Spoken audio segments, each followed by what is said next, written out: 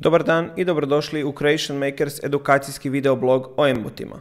Danas upoznajemo infracrvenu komunikaciju. Naš je današnji zadatak naučiti dva robota da komuniciraju putem infracrvene komunikacije.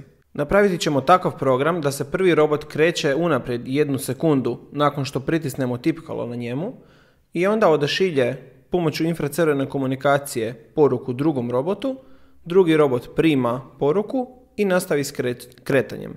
Za svaki robot pišemo odvojeni program. Idemo prvo napraviti program za prvog robota. Kao i uvijek, započet ćemo sa embot program naredbom. Cilj je da se robot kreće naprijed 1 sekundu nakon što pritisnemo tipkalo i nakon toga pošalje poruku infracrvenom komunikacijom.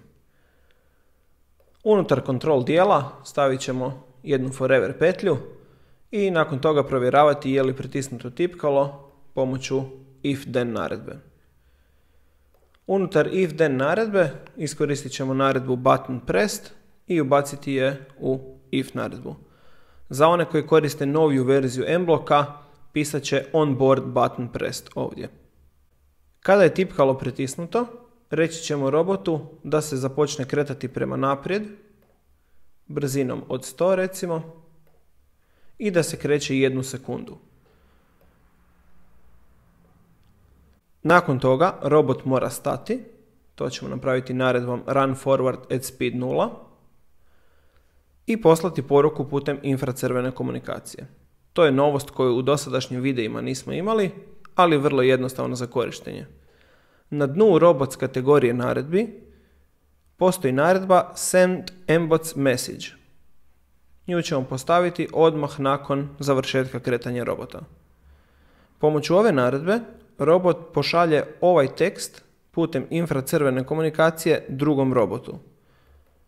Ovdje možemo upisati bilo koji string, mi ćemo iskoristiti jedno slovo, veliko slovo K, kao kreni. Nakon što smo isprogramirali ovaj kratki program, uploadajmo ga na Arduino i isprobajte što radi vaš robot. Sada ćemo napisati program za drugog robota. Ideja je takva da prvi robot nakon sekunde kretanja dođe do drugog robota koji je postavljen licem prema prvom robotu, pošalje mu poruku, a nakon toga drugi robot primi poruku i kreće se sekundu unatrag. Započet ćemo kao i uvijek sa embot program naredbom, ubacit ćemo jednu forever petlju i sve što nam je ovdje sad činiti je provjeravati je li naš drugi robot primio poruku od prvog robota i u trenutku kada je primi, ići sekundu natrag i potom stati.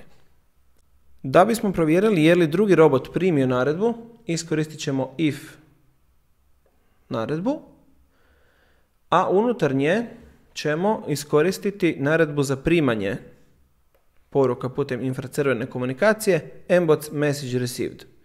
Kao što vidite, ova naredba oblikom ne odgovara onom obliku koji se očekuje unutar if naredbe, pa ćemo iskoristiti naredbu za usporedbu i usporediti primljenu poruku s onim što očekujemo od drugog robota. Kako ovdje očekujemo slovo, moramo upisati to slovo koje očekujemo unutar dvostrukih navodnika. Znači navodnici k navodnici. Potom ćemo to ubaciti unutar if-a. Sve naredbe koje stavimo unutar if naredbe izvest će se samo onda kada robot putem infracrvene komunikacije primi poruku koja odgovara slovu K. U tom slučaju napisat ćemo program da robot krene prema natrag brzinom 100, kreće se 1 sekundu i potom stane.